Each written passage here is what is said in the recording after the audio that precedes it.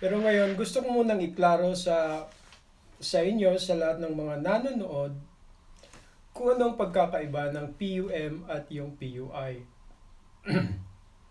Kasi marami akong nakikita sa Facebook, marami tayong mga nababasa na kung ano-anong yung mga untowards actions dahil sa PUM, may mga PUM cases sa lugar nyo, ganito na ang ginagawa nyong reaction, which is not right. So, pag-uusapan natin yan para naman magkaroon kayo ng gabay. Anong pagkakaiba ng dalawa? Okay? So, unahin muna natin ang PUM. Ang PUM na tinatawag, ito yung mga persons under monitoring. Alright? P, persons, U, under, M, monitoring. So, ang mga PUM, ang mga taong asymptomatic. Ibig sabihin, wala silang sakit. Walang ubo, walang sipon, walang sore throat, at hindi ranas ng paninikip ng dibdib or whatsoever. Wala. It's like very normal. So, wala silang sakit, pero they are called PUM candidates or PUM under PUM category kasi nanggaling sila sa lugar na kung saan mayroon kaso ng virus case, confirmed COVID case. So kung nanggaling ka doon, for example, galing kang Manila, umuwi ka sa probinsya, ikaw ay PUM candidate. So ibig sabihin, i-monitor ka niyan. Mumonitor ka ng LGU, ng mga frontliners natin, para maobserbahan ka kung magkakaroon ka ng mga sintomas in the next, kung magkakaroon ka ng sintomas in the next coming days. So, yan ang purpose kung bakit sinasabing may mga PUM candidates may mga PUM cases sa amin. Ibig sabihin nun, may mga inoobserbahan na tao. Sila yung mga taong walang sakit pero nanggaling sa lugar na kung saan merong confirmed COVID-19 case. Yon. So, anong pagkakaiba nito sa PUI?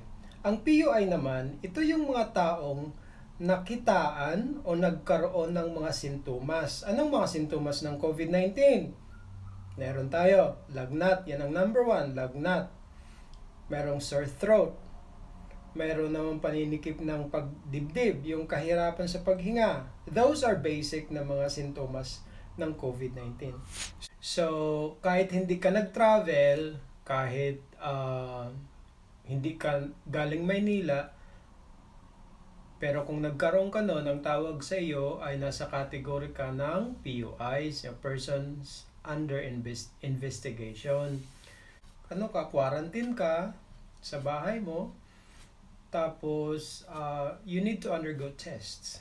Yun, titest ka na yan para masigurado na wala kang virus ng COVID-19. So, isa-summarize ko lang ang pagkakaiba ng PUM at ang PUI. Ang PUM, persons under monitoring, ito yung or may travel history sa lugar na kung saan may confirmed case ng COVID-19. So, kahit walang nakikita sa kanila na mga sintomas na sakit gaya ng ubot sipon, nasa PUM category sila. Ang PUI naman, ito yung mga tao na nakitaan ng sintomas. May mga sintomas, nakaranas ng lagnat, sore throat in the last 14 days. So kahit wala silang travel history, sila yung mga under investigation, mga PUIs. Yun. So kung PUM ka, kailangan kang i-quarantine for 14 days. Make sure na hindi ka magkakasakit within 14 days dahil ibang usapan na pag nagkasakit ka. So, yun ang pagkakaiba, how to deal with this differently, Kung ano ang gagawin o ano nga ba ang ginagawa kung PUM ka. So, monitor ka lang. You will be monitored for 14 days. Pag PUI ka, syempre may sakit ka. Ang kaibahan dito is you need to be checked. So, iti-check ka, so swab test ka kung ikaw ay may virus ng COVID-19. So, yun. So, both sa inyo ay dapat naka-quarantine, syempre. Ang kaibahan lang is pag PUM ka lang is observation lang. kung magkakasakit ka, sana hindi within the next 14 days. At isa pa, pag PUM ka, pwede kang makihalubilo kasi home quarantine ka lang eh. So, you are free na makihalubilo sa mga kamag-anak mo, sa loob ng bahay.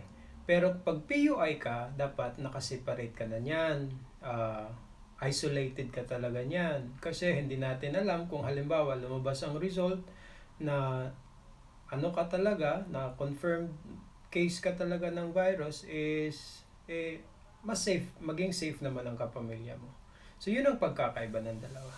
So ayan, so pag mayroong PUM sa lugar nyo, wag kayo muna magpanik. So chill lang, wag kayong parang akala nyo katapusan na ng mundo. Okay lang yan. Basta make sure lang na healthy kayo lagi. So dapat gawin natin yung sundin natin ang sinasabi ng gobyerno at ng doktor o mga payo sa atin, sundin natin. So ayan, alam na natin ang pagkakaiba ng PUM at ng PUI. So kung magkaroon kayo ng PUM cases, siguro namang merong PUM cases sa bawat lugar eh. So wag muna kayong magpanic, wag kayong, kasi yan ang number one na pag nagpapanik ang tao. So pag PUM, ibig sabihin hindi pa yan may sakit. So kaya nga yun minomonitor para ma-check ng maayos. So wag muna kayo magpanic kung may PUM. Basta ang importante lang is nasa loob kayo ng bahay. Wag kayong lalabas ng labas. Sundin ang sinasabi ng gobyerno. Sundin ang sinasabi ng mga LGU officials at ang mga health workers natin. Para natin maiwasan ang virus na ito is kailangan tayong magtulungan. Kung maaari, pakishare ng video na ito sa inyong mga Facebook, mga kaibigan, para nang sa ganun ay maliwanagan sa pagkakaiba ng mga PUM at PUI cases, ang pagkakaiba ng dalawa, para naman hindi maging tanga, no? Salamat muli at pag-uusapan natin sunod ang mga dapat iwasan, yung mga effective ways na ginagawa dito sa China. Kasi dito very stable na dito yung coronavirus eh. Wala, 0 case na dito sa city ko is 0 case na for how many weeks. So pag-uusapan natin yan, bigyan ko kayo ng tips. So don't forget to subscribe,